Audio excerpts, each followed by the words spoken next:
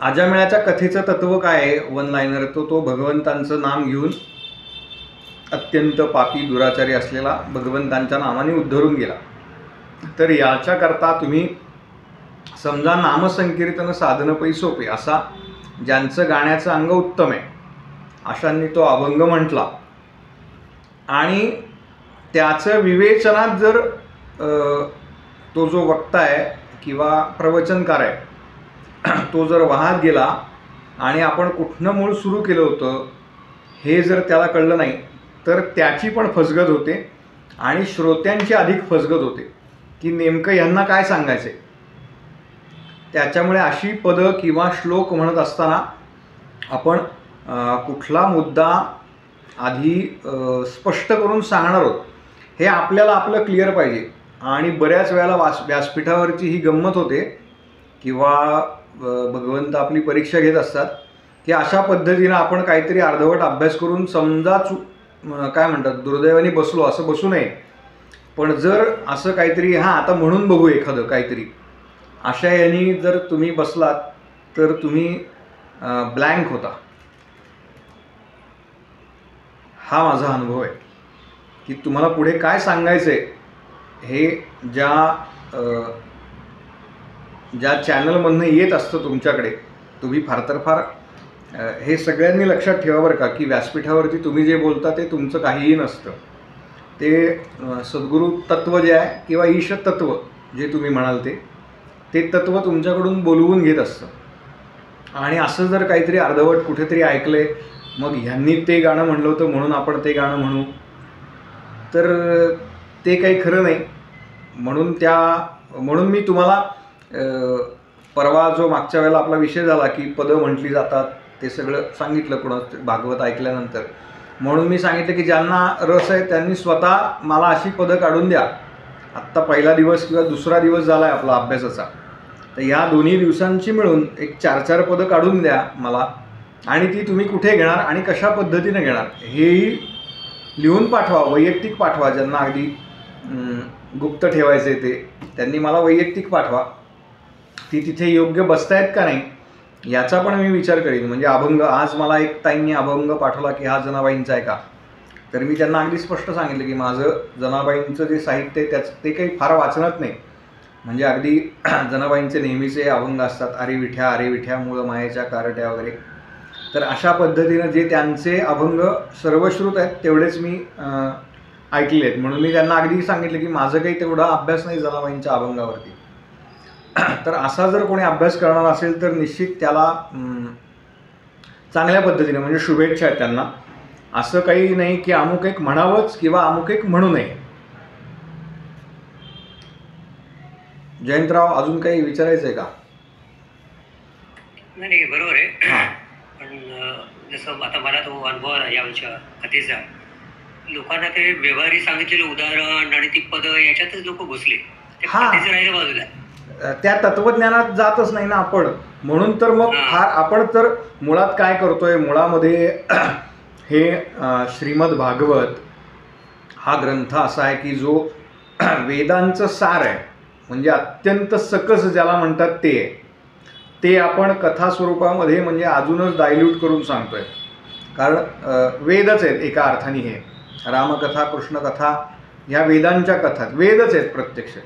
तर ते थोडेसे आता हे ज्या काळात लिहिलं गेलं ते 5,500 वर्षापूर्वी साधारणपणे. त्यामुळे त्यावेळेला जी काही आपण म्हणू बुद्धीची पात्रता होती ती निश्चितच जास्त होती आपल्या आत्ताच्या एकूण पात्रतेपेक्षा. त्याच्यामुळे तो एक भाग आहे. आणि मग आत्ता आपण सर्वसामान्यांना समजेल अशा पद्धतीनं कथा स्वरूपामध्ये नाही येते त्यांचं जरा नेटवर्क नाही येते. मला वाटलं मलाच नाही येते. नाही आपल्या कोणालाच आवाज नाही येते. आता येतोय का काय? मी याला जर माईक लावला ना तर मला येणार नाही आवाज तुमचा. येतोय आवाज? हां. तर मुळातच आपण जे तत्वज्ञान स्वरूपातलं आहे ते थोडंसं डायल्यूट करून अधिक सोप्या पद्धतीनं समजावं म्हणून कथा स्वरूपामध्ये सांगतोय. पण मग अजून त्याच्यामध्ये इतर काही भरणा केला तर तो त्या कथेला किंवा एकूण आपल्या विवेचनाला पूरक असला पाहिजे ह्याची दक्षता घ्यायला पाहिजे सांगताना. बरोबर गुरुजी, ठीक आहे. आज कोण म्हणतंय चतुश्लोकी भागवत आणि अर्थ? आम्ही म्हणतो गुरुजी. हां, याच्या आधी म्हणलेलं नाही ना तुम्ही किंवा काय? नाही नाही नाही नाही. हां, म्हणजे प्रत्येक वेळेला नवीन कुणीतरी म्हणा या आहे, बाकी काही नाही म्हणा, हरकत नाही. हो हो. अहमेवासमेवाग्रे नान्यद् यत्तत्सत्परं पश्चादहं यदेतच्च यो वशिष्येत सोऽस्म्यहं ब्रूतेऽर्थ यत प्रतीयेत न प्रतीयेत चात्मनि तद्विद्यात्मनो माया यथा भासो यथा तमः यथा महान्ति भूतानि भूतेषु चावचेष्वनु प्रविष्टान्यप्रविष्टानि तथा तेषु न तेष्वहम् एतावदेव जिज्ञासं तत्त्वजिज्ञासुनात्मनः अन्वयव्यतिरेकाभ्यां यत्स्यात् सर्वत्र सर्वदा. चराचर सृष्टी निर्मितीपूर्वी मीच होतो, सृष्टीत मीच आहे, सृष्टीचा लय झाल्यावर केवळ मीच असेल. दृष्टी दोषाने एकाऐवजी दोन चंद्र दिसतात, त्याचप्रमाणे मायेच्या प्रभावामुळे भगवंत व चराचर सृष्टी या दोन्ही गोष्टी भासतात. पंचमहाभूतांचे शरीर बनले आहे, त्यामुळे त्याचे सेवन वायू जल अन्न आपण करतो असे जरी वाटत असले तरी आत तेच आहे, तसा भगवंतही आत आहे, बाहेरून येणार नाही. जे सर्व ठिकाणी सदोतीत असते तेच आत्मतत्व होय. जिज्ञासू जीवाने हे तत्व अन्वय व्यतिरेकाने जाणार. जय श्रीराम. अजून एक, आज 1 मार्च आहे, तर मागच्या 1 तारखेला मी जो अभ्यास दिला होता म्हणजे विष्णू सहस्रनाम आपल्या सगळ्यांना दररोज 1 श्लोक लिहायचा आहे. बहुतेक सगळेजण ते करत असतील अभ्यास. ज्यांनी सुरू केला नसेल किंवा राहिला असेल, लक्षात नाही आलं कारण मध्ये मुद्दाम मी आठवण नाही केली, तर तो आज पुन्हा चांगली संधी आहे. पुन्हा एकदा 1 तारीख आलेली आहे आणि त्या योगायोगाने तो सुरू करावा. मागच्या महिन्यात लिहायचं राहिले म्हणून मग या महिन्यात किंवा 2 लिहू का 3 लिहू का असं काही करू नका. 1च श्लोक लिहा. तो आपल्याला साधारणपणे गुरुपौर्णिमेच्या वेळेला त्या सगळ्या वह्या आपण जेव्हा एकत्र भेटणार आहोत तेव्हा त्या देवर्षी नारदांच्या चरणापाशी ठेवायच्या आहेत आणि प्रसाद म्हणून त्या आपल्याला पुन्हा घेऊन जायच्या आहेत. त्यामुळे तोपर्यंत साधारणपणे कालावधी मिळेल. नाही समजा दिवस कमी पडले तर थोडेसे त्यावेळेला अगदी तुम्ही 2-2 श्लोक लिहून ते पूर्ण करा, एवढी अपेक्षा आहे. शक्यतो प्रत्येकाने हा करावा. ह्या काय म्हणतात असाच अभ्यास मग जून-जुलैमध्ये किंवा दुसऱ्या टर्ममध्ये वेगळा काही देणार आहे. त्यामुळे हे किमान आपण भागवतासारखा ग्रंथ शिकत असताना तरी या मार्गामध्ये राहण्याकरता, जागेवर राहण्याकरता आपण म्हणून हा अभ्यास दिलेला आहे. अभ्यास दिला नसता तर काहीच झालं नसतं. पण असं मला आवडत नाही की आपण नुसतंच साधन करतो म्हणजे ते साधन बरोबर होतं आहे का नाही हे पण कुठेतरी तपासलं पाहिजे. याच्याकरता फक्त ग्रंथाचा अभ्यास नाही तर त्या ग्रंथाच्या अनुषंगाने बाकीच्या ज्या गोष्टी आहेत, जो अभ्यास एक गुरु म्हणून या सगळ्या ह्याच्यामध्ये करून घेतला पाहिजे आपल्या विद्यार्थ्यांकडनं, म्हणून हे तुम्हाला दिलेलं आहे. पहिल्या 2 दिवसाचा साधारणपणे आपला जो भागवत सप्ताहातले पहिले 2 दिवस असतात त्यातल्या दुसऱ्या दिवसाचा आपण अभ्यासक्रम जिथे आपण हे पाहिलं ऋषभदेवांची कथा, त्या ठिकाणी तो पूर्ण होतो. काही वेळेला दुसरा दिवस असा आहे की ज्याच्यामध्ये फारसे कथाभाग येत नाही, त्याच्यामध्ये जास्तीत जास्त तत्त्वज्ञानाचा भाग आहे. तेव्हा त्या दिवशीची कथा मांडताना कदाचित वेळेचं गणित आपलं पुढे मागे होऊ शकतं. म्हणून मी तुम्हाला हे पहिल्यापासून सांगतो आहे की तुम्ही आधी तुमची स्वतःसाठी म्हणून भागवत सप्ताहाची कथा करा. ज्यावेळेला तुमचा हा वार्षिक अभ्यासक्रम पूर्ण होईल त्याच्यानंतर साधारणपणे 1-1.5 वर्ष सलग तुम्हाला या ग्रंथाचा अभ्यास करावा लागेल. वारंवार त्याच्याकरता व्हिडिओ बघा, कशा पद्धतीनं तुम्हाला ते सांगायचं आहे सगळं. आणि त्याच्यानंतर तुम्ही स्वतः करता म्हणून आधी एक साधारणपणे 1.5 तास एवढा कालावधी निश्चित करा की 1.5 तासामध्ये मला ठरलेल्या ठिकाणी म्हणजे 1 ते 7 तारीख समजा तुम्ही तुमच्या सोयीकरता आपण पकडू, तर 1 तारखेपासून 7 तारखेपर्यंत मला ठरलेल्या वेळेला काय संध्याकाळी 5 ते 6:30 जी काही वेळ तुम्ही ठरवाल त्यावेळेला घरातलं कोणी ऐकणारं असेल तर उत्तम, नसेल तर भगवंतांच्या समोर देवाऱ्याच्या समोर बसायचं किंवा तुमच्या खोलीमध्ये बसा आणि हे प्रत्यक्ष बोलून बघा.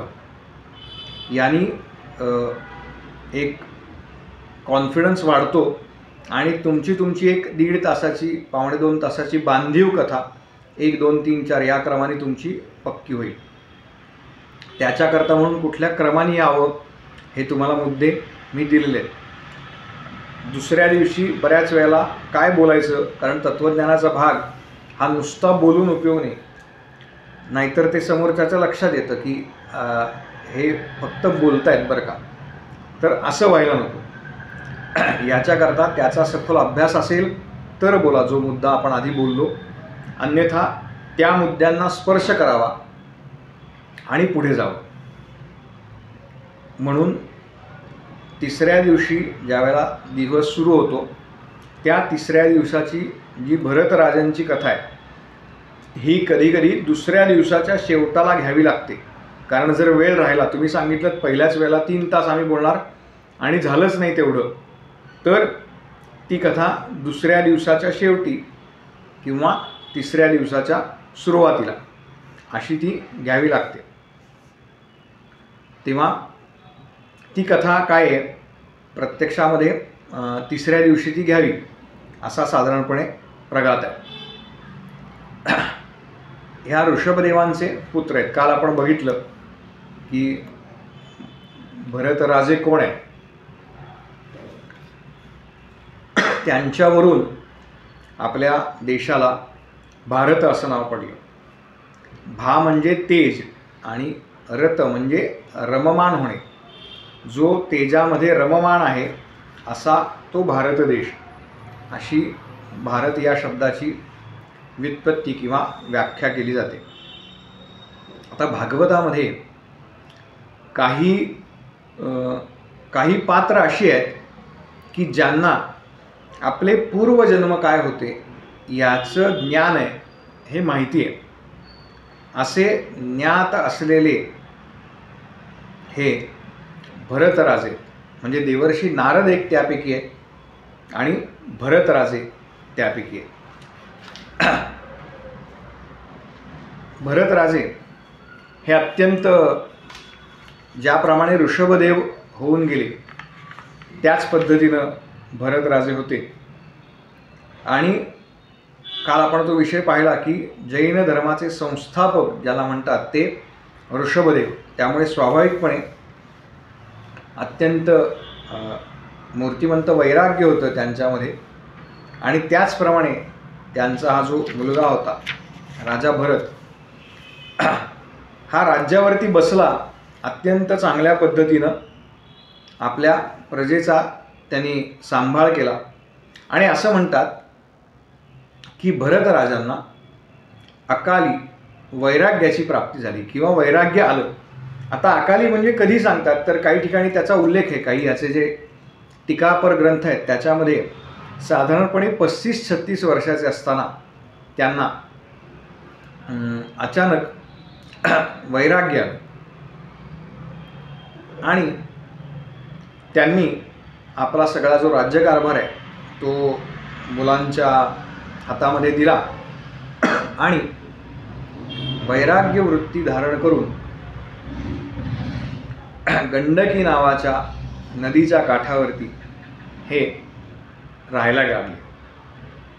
त्या ठिकाणी ब्राह्ममुहूर्तावरती उठावं, सूर्योदयापर्यंत किंवा किंबहुना दुपारपर्यंत काही साधना करावी, त्या नदीचं जलप्राशन करावं, त्या तिथल्या जंगलामधली काही फळं खावी आणि त्या नदीच्या किनाऱ्यावरती त्यांनी एक कुटीसारखं उभारलं होतं. त्या कुटीमध्ये बाकीचा वेळ व्यतीत करावा, अधिकाधिक काळ नामस्मरणामध्ये भगवत चिंतनामध्ये घालवावा. अशा पद्धतीनं भरतराजांचं सगळं आयुष्य चाललं होतं. आणि एक दिवस ब्राह्ममुहूर्तावरती उठून नदीवरती स्नान करता गेले. त्यांनी प्रणवाची साधना केलेली आहे असा उल्लेख आहे. आणि साधनेकरता म्हणून कमरे एवढ्या पाण्यामध्ये उभे राहायचे नदीमध्ये असा उल्लेख आहे. कमरे एवढ्या पाण्यामध्ये उभे राहून साधना चालू होती. त्याच वेळेला एक हरिणी त्या नदीचं पाणी पिण्यासाठी म्हणून नदीच्या तीरावरती आली होती. ती हरिणी पाणी पित होती. त्याच वेळेला प्रसंग असा घडला की एका सिंहाची डरकाळी तिला ऐकू आली. तो सिंह आता या हरिणीला खाणार, कारण सिंहाचं स्वाभाविक भक्ष्य आहे ते. म्हणून आपला जीव वाचावा. आता हरिण हे स्वाभाविक आपल्याला माहिती आहे अत्यंत भित्रा प्राणी आहे. त्यामुळे ते असा आवाज ऐकला कुठलाही वाघ, सिंह या प्राण्यांचा की ते धावत सुटतं. आणि म्हणून आपला प्राण वाचावा ह्या उद्देशानं ती हरिणी धावण्याकरता म्हणून समोरच्या तीरावरती तिने उडी मारली. या तीरावरती होती ज्या तीरावरती महाराज भरत हे आपल्या उपासनेकरता थांबले होते. त्या तीरावरून तिनं पलीकडे उडी मारली. पण त्यावेळेला योगायोग असा की ती हरिणी जी आहे ती गर्भवती होती. तिनं ज्यावेळेला एका तीरावरून दुसऱ्या तीरावरती उडी मारली त्याच वेळेला तिच्या पोटामधून तो जो गर्भ आहे तो गर्भ तिच्या गर्भाशयातून बाहेर आला. आणि त्या हरिणीची जी उडी आहे ती चुकली आणि त्या हरिणीचं डोकं समोरच्या तीरावरच्या असलेल्या एका दगडावरती आपटलं गेलं. ती हरिणी गतप्राण झाली आणि ते तिचं जे छोटं पाडस आहे ते पाडस वाहत वाहत वाहत ज्या ठिकाणी राजे भरत उभे आहेत त्यांच्या समोर आलं. स्वाभाविकपणे आपल्याकडे त्यांनी हा सगळा प्रसंग पाहिला आहे आणि आपल्याकडे वाहत वाहत वाहत आलेला जो अत्यंत नवजात म्हणजे काही सेकंदापूर्वी ज्याचा जन्म झाला आहे असं ते हरिणीचं पाडस शावक त्यांनी आपल्या ओंजळीमध्ये उचललं आणि त्यांना स्वाभाविकपणे त्याची दया आली. त्यांनी पाहिलं की हरिणी गतप्राण झाली आहे. त्या छोट्या पाडसाला घेऊन ते आपल्या कुटीमध्ये परत आले. आणि आता त्यांनी असा विचार केला की माझ्याशिवाय तर दुसरं कोणी नाही या वनामध्ये या छोट्या पाडसाचा पालनपोषण करण्याकरता. तेव्हा मलाच याचा पिता म्हणून मलाच याची माता म्हणून त्या पाडसाचं संगोपन ज्याला म्हणतात ते केलं पाहिजे. त्याचं पालनपोषण केलं पाहिजे. त्याला वाढवणं जे आहे ते केलं पाहिजे. आणि म्हणून त्या हरणाला जे काही लागतं त्या सगळ्या गोष्टींमध्ये आता या भरतराजांचा अधिकाधिक वेळ जायला लागला. म्हणजे मग त्या हरणाला छोट्या पाडसाला माऊ लुसलुशीत गवत पाहिजे म्हणून मग ते गवत शोधण्याकरता म्हणून त्या हरणाच्या शावकाला बरोबर घ्यायचं आणि फिरायचं असं सुरू झालं.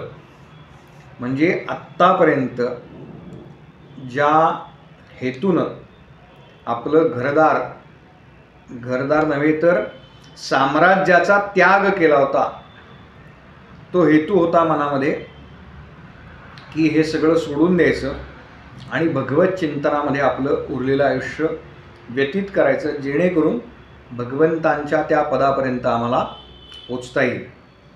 पण आता परिस्थिती उलटी झाली. साधनेतला जो अधिकाधिक काळ होता तो आता या हरणाच्या पालन पोषणामध्ये व्यतीत व्हायला लागला. कारण एका अर्थाने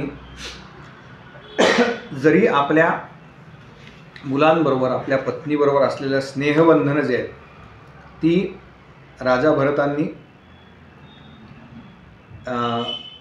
त्यातून ते मुक्त झालेले असले तरीसुद्धा हरणाच्या स्नेहपाशामध्ये आता त्या छोट्या शावकाच्या स्नेहपाशामध्ये ते अडकले आणि अधिकाधिक काळ म्हणजे साधनेचा काळ कमी कमी व्हायला लागला. आत्तापर्यंत जी ब्राह्ममुहूर्तावरती उठून साधना चालत होती तो साधनेचा काळ अत्यंत कमी आला आणि अधिकाधिक वेळ त्या हरणाचं शावक जे आहे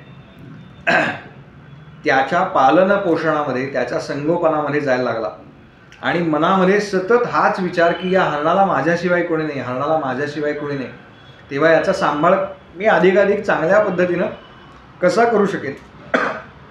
ते हरिण हळूहळू मोठं होतं आणि त्या कुटीमध्येच ती जेवढी कुटी आहे तो कुटी आणि कुटीचा काही समोरचा भाग याच्यामध्ये आता अधिकाधिक वेळ त्या हरणाचा आणि भरताचा जायला लागला. आणि एक दिवस असं घडलं की दुसऱ्या काही हरणांचा कळप हा भरत राजे ज्यावेळेला काही गवत आणण्याकरता म्हणून बाहेर गेले होते, त्या कुटीपासून लांब गेले होते, त्यावेळेला ते छोटं हरणाचं शावक तिथे खेळत होतं. आणि त्याच वेळेला बरोबर इतर हरणांचा कळप आला आणि त्यांनी असं बघितलं की हे जे सगळे दिसत आहेत ते माझ्यासारखेच आहेत. त्या हरणानं बघितलं की ही जे आत्ता समोर जे प्राणी आहेत ते माझ्यासारखे दिसत आहेत, पण मी ज्यांच्याबरोबर राहतो ते काही माझ्यासारखे नाहीत, तेव्हा मी यांच्यातलं असलं पाहिजे. आणि म्हणून त्या कळपामध्ये ते हरिण सामील झालं आणि त्या ठिकाणून ती जी जागा होती भरतांची कुटी होती त्या कुटीतनं ते बाहेर पडलं आणि निघून गेलं त्या कळपाबरोबर. भरतराजे काही काळानंतर परत आले. सगळीकडे त्यांनी त्या हरणाच्या शावकाचा, आता ते हरिण बऱ्यापैकी मोठं झालं होतं त्यामुळे हरणाचा शोध घेतला. आणि खरं तर मी ज्याला वाढवलं, ज्याला अजून नीटसं बाहेर फिरता येत नाही, ज्याला बाहेरचं जग माहिती नाही कसं आहे, ह्या काळजीमध्ये आता त्यांचा अधिकाधिक वेळ जायला लागला. आणि असं म्हणतात की अंते मती सा गती, अंतकाळी तुमच्या मनामध्ये बुद्धीमध्ये ज्या पद्धतीचे विचार येतात त्या पद्धतीची पुढची गती मिळते. म्हणून नेहमी असं सांगतात की अंतकाळी भगवंताचं नाम घ्यावं. पण भगवंतांचं नाम घेण्याची सवय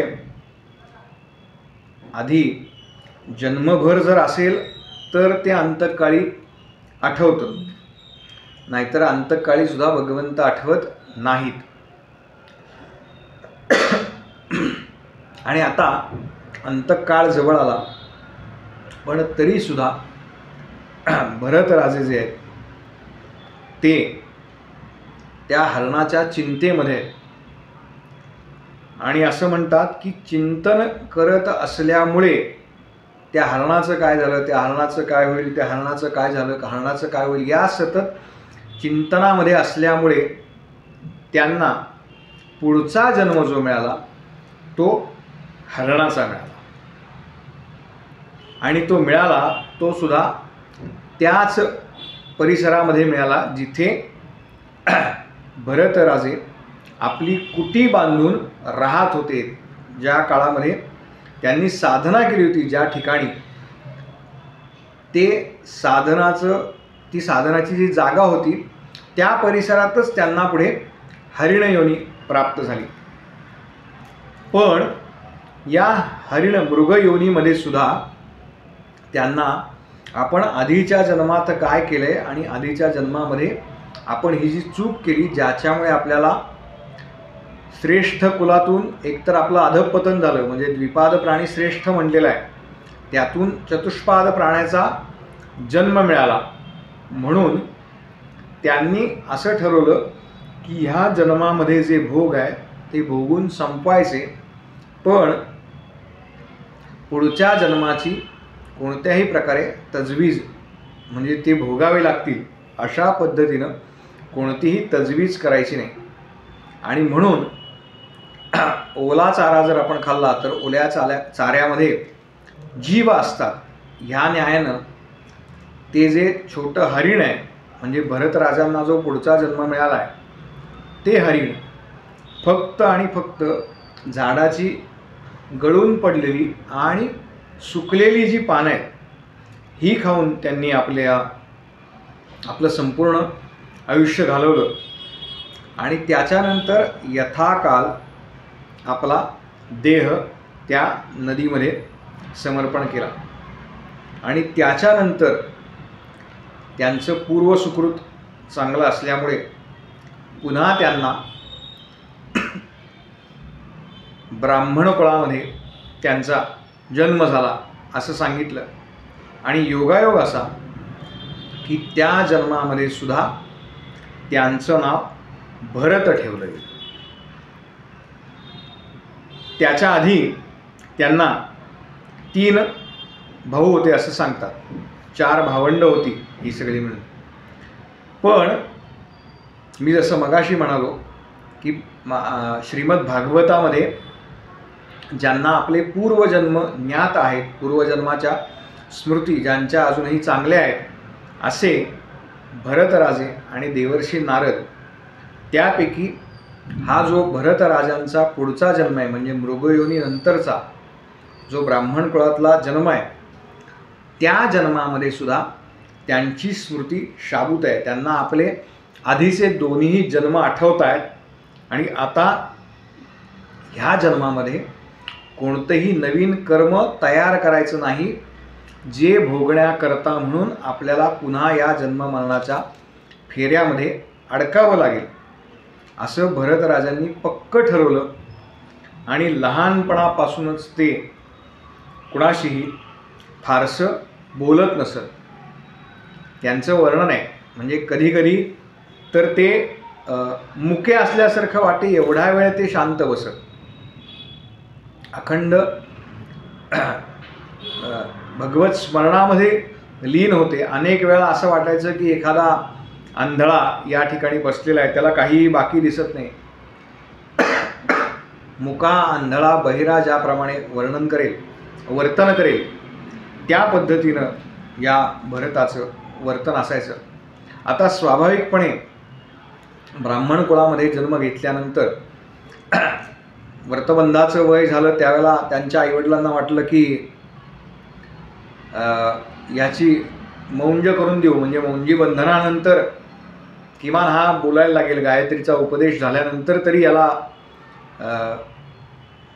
आत्ताच्या भाषेमध्ये अक्कल येईल म्हणून त्यांचा व्रतबंध केला. पण तरीसुद्धा त्यांना माहिती होतं की आपण ह्या सगळ्यामध्ये जर पुन्हा अडकलो तर पुन्हा कर्मामध्ये कशा पद्धतीनं लिप्त होतो, ती कर्म कशी आपल्याला जन्म आणि मृत्यू भोगायला लावतात.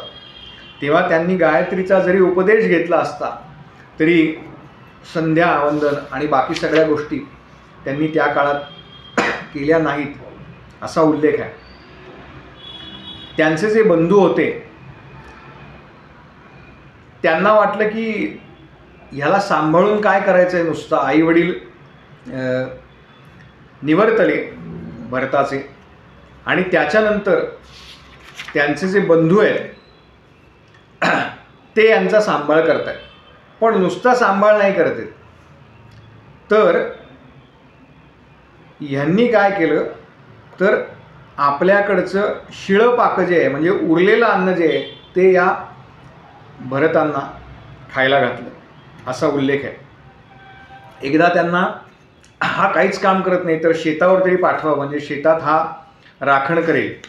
या न्यायानं शेतामध्ये बांध घालण्यासाठी म्हणून पाठवलं तर तो बांध या भरतांनी फोडून ठेवला आणि ते पाणी संपूर्ण शेतामध्ये आत आलं आणि त्या शेताचं नुकसान झालं. एक अशी कथा येते की पक्षी हे सगळं शेत खायला आले त्यावेळेला भरतांनी विचार केला की हे खाणारे पण पक्षी आहेत, म्हणजे जे खात आहेत ते पण रामच आहे आणि जे खात आहेत या अर्थाने ते पक्षीसुद्धा रामच आहे, सर्व विश्व हे रामरूप आहे. तेव्हा मी कोणाला अडवणार म्हणाले, माझ्यामध्ये ती ताकदच नाही एखाद्याला अडवण्याची किंवा नाही म्हणण्याची. आणि अशा पद्धतीनं यांचं वर्तन चालू आहे. त्यावेळेला एक प्रसंग असा घडला की त्या सव्वीर देशाचा राजा रहुगण हा कपिल मुनींकडे चाललाय. आता कपिल मुनींची कथा आपण दुसऱ्या दिवसाच्या कथाभागामध्ये बघितली. ह्या कपिल मुनींकडे, त्या कपिल मुनींना गुरु करून घेण्यासाठी म्हणून हा रहुगण राजा चाललाय. आणि भरत जो आहे तो एका झाडाखाली, देह चांगला आहे, धष्टपुष्ट आहे आणि झाडाखाली नुसतेच बसून आहे. आणि असं सांगतात की हा रहुगण राजा पालखीमधून चाललाय. आता काही ठिकाणी असं सांगतात की त्याचे जे पालखीचे भोई होते त्यातला एक भोई पळून गेला असं म्हणतात. काही ठिकाणी असा उल्लेख आहे की त्यातल्या एका भोयाला बरं वाटेना, म्हणजे तो आजारी पडला आणि म्हणून 4 जण पाहिजेत म्हणून त्यांनी पालखी खाली ठेवली आणि चौथा कोणी मिळतोय का हे शोधण्याकरता म्हणून ते 3 भोई आसपास फिरत आहेत. त्यावेळेला त्यांना हा भरत दिसला. त्यांनी बघितलं की हा चांगला उंचपुरा आहे, धष्टपुष्ट आहे आणि म्हणून हा पालखी उचलण्याकरता योग्य आहे. आणि म्हणून या भरताला त्यांनी पालखीला जुंपलं. आता या भरत नावापुढे अजून एक शब्द आपण भागवतामध्ये अनेक वेळा ऐकला असेल की जडभरत, भरताचा जडभरत झाला. तर जड हे विशेषण का लागलं तर तो एखाद्या जडाप्रमाणे, एखाद्या स्थूलाप्रमाणे तासनतास एका ठिकाणी बसून असायचा. कोणतंही काम करायचं नाही, कोणतीही कृती करायचं नाही, कोणतेही कर्म करायचं नाही. म्हणून त्या भरत नावापुढे विशेषण लागलं जडभरत आणि सगळेजण याला जडभरत म्हणू लागले. असा जडभरत त्या रहुगण राजाच्या पालखीबरोबर त्याचा भोई म्हणून चाललेला आहे. आता हा जो जडभरत होता तो सगळ्यांमध्ये परमेश्वर बघणारा होता. म्हणजे एखादा किडा बघितला तरी तोही भगवंतांचाच अंश आहे, एखादी मुंगी बघितली तोही भगवंतांचा अंश आहे, एखादं झाडाचं पान पडलेलं बघितलं तोही भगवंतांचा अंश आहे. त्याच्यामुळे शक्यतो ज्यावेळेला आपण रस्त्याने चालतो त्यावेळेला आपल्या पायाखाली कोणतीही किडामुंगी येणार नाही, कोणताही असा प्राणी येणार नाही जो आपल्या पायाखाली आपण पाय दिल्यावरती तो गतप्राण होईल याची काळजी तो घेत असेल. आणि त्यामुळे पालखी ज्यावेळेला त्यांनी उचलली राजाची आणि चालायला सुरुवात केली त्यावेळेला हे जे 3 भोई होते उरलेले ते सराईत होते. त्यांचा ठराविक एक वेग होता ती पालखी पुढे नेण्याचा. पण हा जडभरत खालती बघून एकतर चालत होता, कारण आपल्या पायाखाली कोणतेही असं किडामुंगी येऊ नये हा त्याचा मागचा उद्देश होता. आणि त्याचबरोबर जर अशी एखादी किडा, एखादी मुंगी जर आपल्या पायाखाली आली तर तो पटकन उडी मारायचा. आणि त्याच्यामुळे व्हायचं काय की पालखीमध्ये बसलेला जो राजा आहे तो मागे जायचा आणि पालखीचं वरचं जे ज्यांनी झाकलं गेलेलं असते ती सगळी पालखी ते त्या राजाच्या डोक्याला लागायचं. असं 3-4 वेळा झालं. राजानं ती पालखी थांबवली आणि भोयांना विचारलं की हे काय चाललंय, मला 3-4 वेळा लागलं, तुम्ही अशा पद्धतीनं का चालताय. तेव्हा त्यांनी सांगितलं की महाराज आम्ही व्यवस्थित चालतोय, पण हा जो नवीन भोई आहे त्याला काही पालखीची सवय नाही, त्याच्यामुळे हे अशा पद्धतीनं तो चालतोय, तो मध्येच कधीतरी उडी मारतो, मध्येच एखादा पाय लांब टाकतो किंवा वेग कमी जास्त करतो, पाय आखूड टाकतो चालताना, त्याच्यामुळे आमच्या तिघांची गती बिघडते आणि त्यामुळे तुम्हाला या सगळ्या गोष्टी होत आहेत. राजा त्या भोयांना ओरडलाय, कारण त्याला अशी शंका आली की जर मी ओरडलो नाही तर हा आत्ता एकटा जो आहे, जो वेडवाकडं वागतोय, तर त्याच्या संगतीनं हे बाकीचे सगळे सुद्धा असं काही करायचा प्रयत्न करतील. तेव्हा आता तो राजा जो आहे, त्याचे जे भोई आहेत ते नेहमीच आहेत, त्यामुळे त्यांना काही न बोलता तो आता ह्या जड भरताला बोलतोय, पण ते सुद्धा स्पष्टपणे बोलत नाही, ते उपरोधिकपणे बोलतोय. त्या जड भरताचा देह हा अत्यंत व्यवस्थित आहे, धष्टपुष्ट आहे. त्यामुळे राजा त्याला आता उपरोधिकपणे म्हणतोय की मला असं वाटतंय, अरे भोई, मला असं वाटतंय की ही पालखी वाहून वाहून तू खूप थकलेला दिसतोयस. म्हणजे तुझ्याबरोबरचे हे जे तिघ आहेत त्यांनी तुला जरासुद्धा मदत केली नाही, तू एकट्यानेच ही पालखी जणू काय आपल्या मस्तकावरती उचलली आहेस, खांद्यावरती उचलली आहेस असं मला वाटतंय. तेव्हा खरं तर मला तुझ्यासारखे अजून हट्टेकट्टे अजून भोई हवे होते. तू जसा जाडजूड आहेस तसे हे सगळे भोई हवे होते, शरीराने अत्यंत धष्टपुष्ट बलदंड असे हवे होते. पण हरकत नाही म्हणाले, मला जे काही मिळालं आहे त्याच्यामध्ये मी समाधानी आहे. आणि असं म्हणून पुन्हा त्यांनी ती पालखी उचलली आणि चालायला सुरुवात केली. पुन्हा राहुगण राजाने त्याला 2-3 वेळा त्याच पद्धतीने त्याचं ज्या वेळेला मस्तक त्या पालखीमध्ये आपटलं, त्यावेळेला पुन्हा तो भरतराजाला, जडभरताला हेच सगळं ऐकवलं की तू एवढा जाडजूड आहेस तरी तुला व्यवस्थित चालता येत नाही. हे त्या राजाचं ऐकून घेतल्यानंतर आता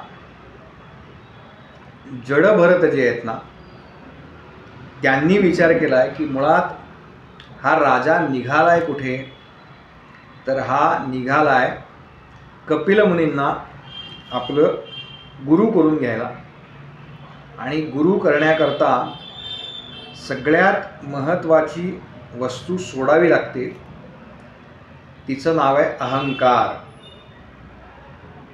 पण या रहुगण राजाला आपण राजा आहोत आणि हे आपले सेवक आहेत, आपले भोई आहेत, यांनी एका राजाची पालखी उचलली आहे, हा जो अभिमान आहे, हा जो अहंकार आहे, तो जोपर्यंत राजाचा जात नाही तोपर्यंत मुळामध्ये कपिल मुनी याला उपदेशच करणार नाहीत. आणि तो अहंकार जाण्यासाठी म्हणून जडभरतांनी त्या रहुगण राजाला उपदेश करण्यासाठी म्हणून पहिल्यांदा ते बोललेत असा उल्लेख आहे. याच्या आधी कुणालाही कोणताही उपदेश किंवा कोणतंही कर्म हे जडभरतांनी केलेलं नाही. आणि मग ते राजाला म्हणतात की राजा,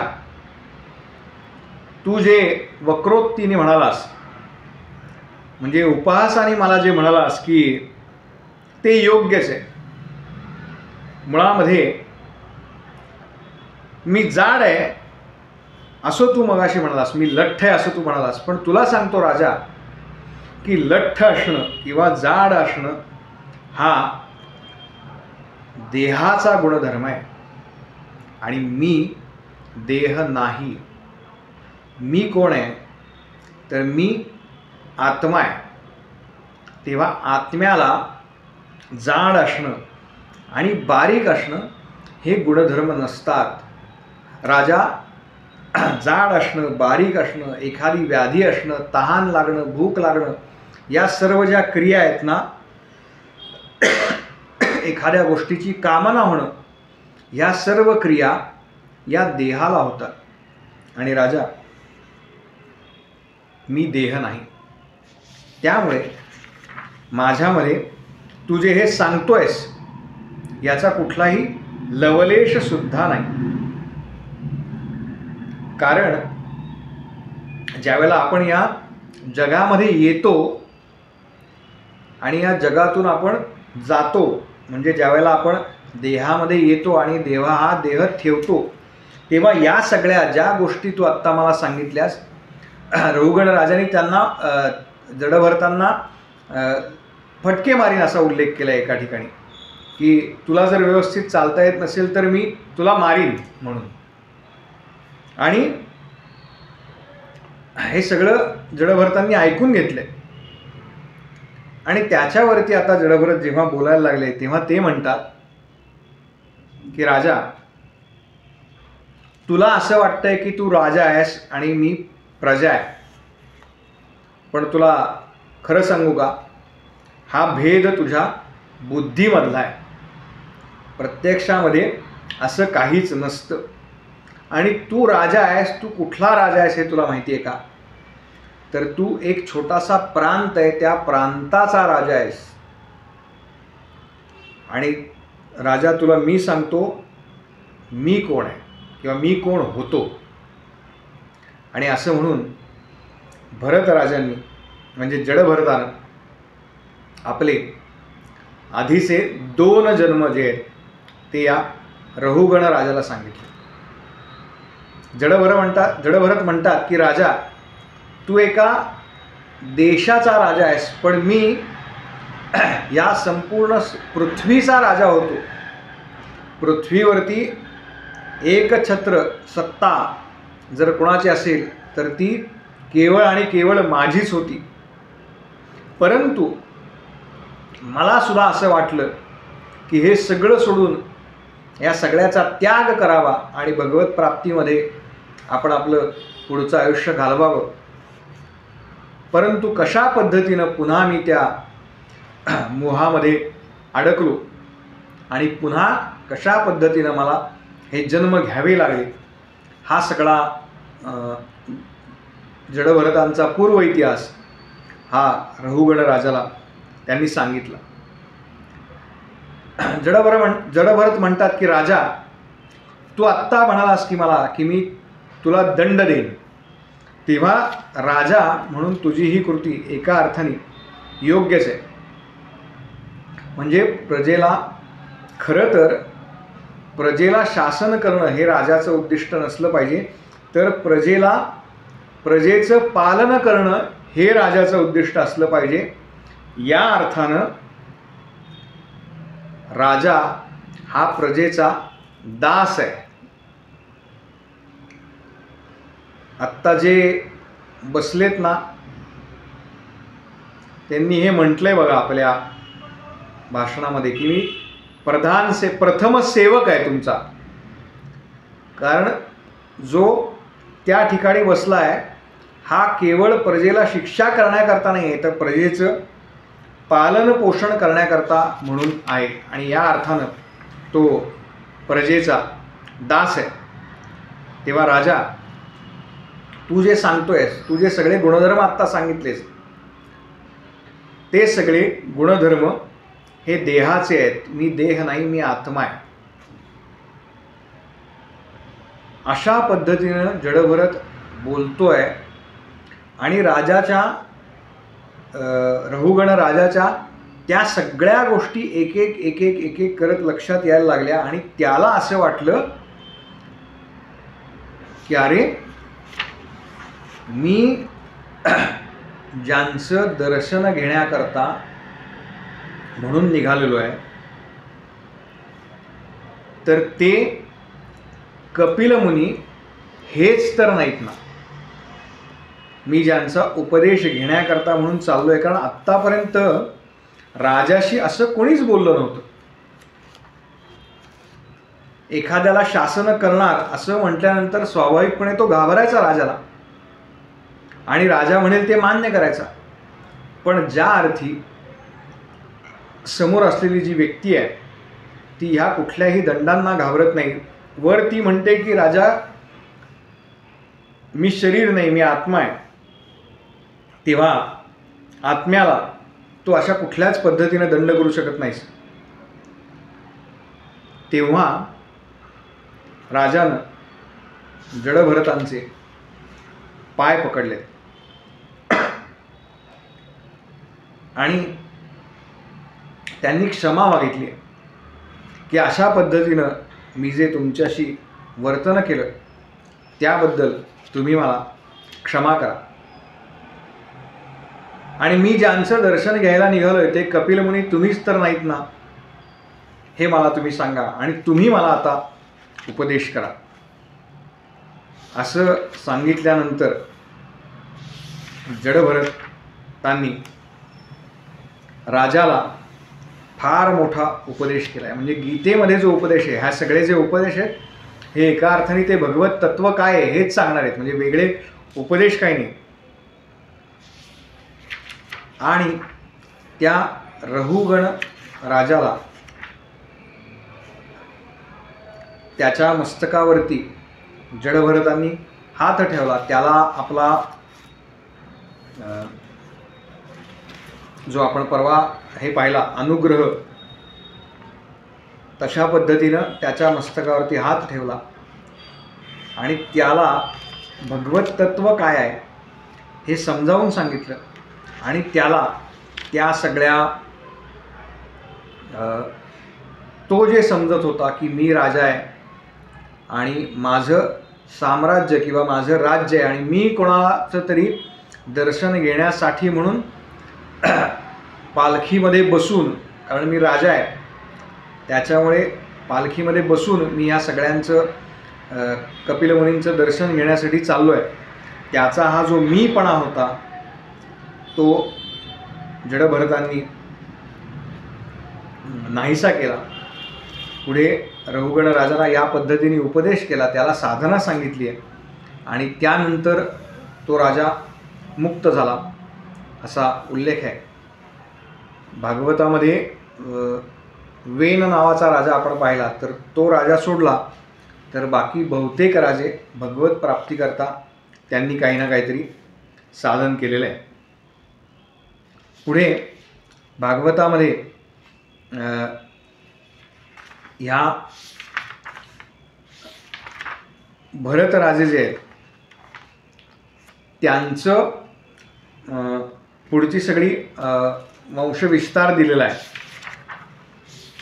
त्याच्यानंतर गंगेविषयी भगवान शिव आणि गंगा विवरण भगवान शंकरकृत संकर्षण देवांची स्तुती अशी स्तुती आलेली आहे. आणि त्याच्यानंतर भागवतामध्ये प्रमुख जो भाग येतो त्याच्यामध्ये म्हणजे तिसऱ्या दिवसातला अत्यंत महत्त्वाचा भाग जो काही आहे तो म्हणजे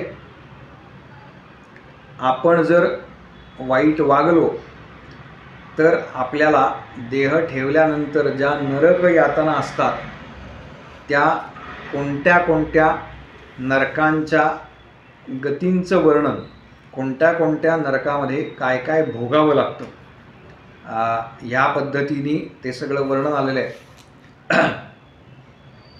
हे सांगावं का असा प्रश्न मला नेहमी पडतो. म्हणजे कथेमध्ये एवढं सगळं छान 2 दिवस चाललेलं असतं आणि तिसऱ्या दिवशी ही भरतराजांची कथा येते जडभरतांची आणि त्याच्यानंतर आपण नरकांचं वर्णन सांगायचं का? तर हे सांगावं याचं कारण असं आहे की आपल्याला काय भोगावं लागू नये ह्याच्याकरता तरी किमान आपण चांगलं वागावं याची जाणीव आपल्याला व्हावी. बाकी श्रवण करतायत त्यांच्याकरता विषय फार वेगळा आहे, पण याची जाणीव आपल्याला व्हावी ह्याच्याकरता तरी नरकांच्या गतीचं वर्णन निश्चित आपण सांगावं. ते काय काय सांगावं किंवा किती सांगावं याची मर्यादा आहे. सगळं वर्णन करत बसू नये. फक्त ते आपण पुढच्या भागामध्ये बघू. मी आज वर्गावरती हे टाकायचं विसरलो की आज आपण 7:30पर्यंत थांबू. मला 8 वाजता एक दुसरा आज कार्यक्रम आहे त्याच्यामुळे. म्हणून आपण भरतराजांचं चरित्र, त्यांना पुढचा जन्म जो मृगयोनीमध्ये मिळाला तो, आणि पुढे जडभरत म्हणून जो तिसरा जन्म आहे तो पाहिला. काही जर शंका असतील, प्रश्न असतील तर विचारा. अजून आपल्याकडे वेळ आहे, म्हणजे अगदी 7:30ला आपण बंद करणार नाही, पण पुढचं होणार नाही म्हणून